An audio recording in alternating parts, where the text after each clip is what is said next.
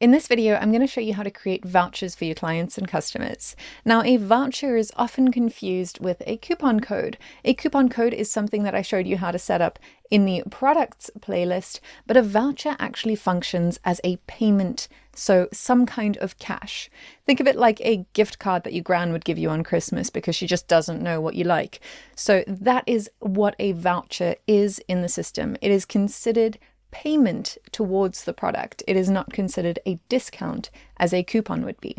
So to create a voucher, before I do that actually, I'm going to navigate over to Betty's area and she is going to place an order and I want to show you something in the checkout. So I'm going to go over to Betty's area and I'm going to go ahead and scroll down and I want to purchase this expensive product, this new product that I've added. So I'm going to say buy now. And you'll see here in my checkout that there is nowhere for me to put in a coupon code or a voucher code or anything.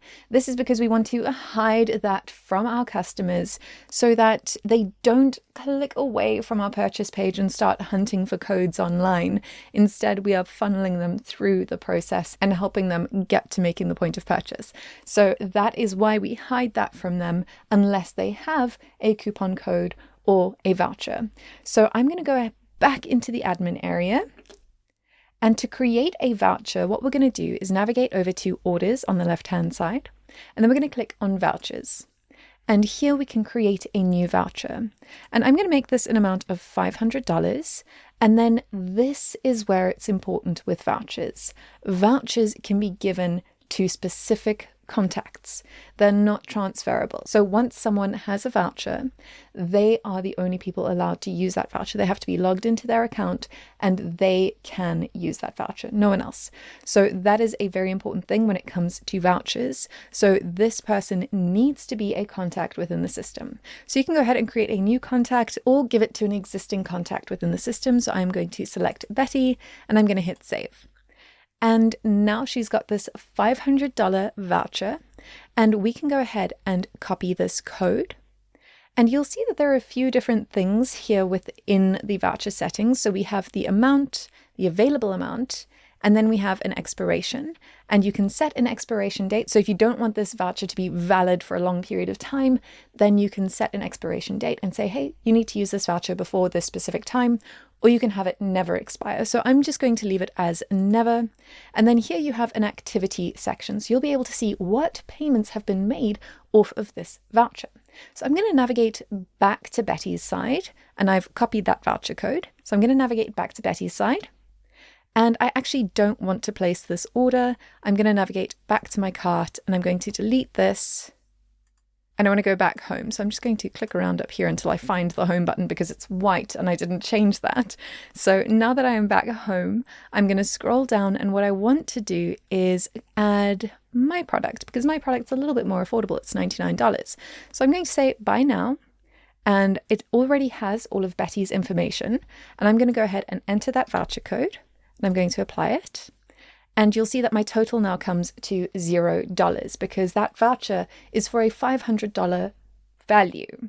So now when I go and place my order, I don't have to do anything else here. And when I navigate back to my orders section, so I'm going to navigate back to my admin area, and then I'm going to come here to my sales.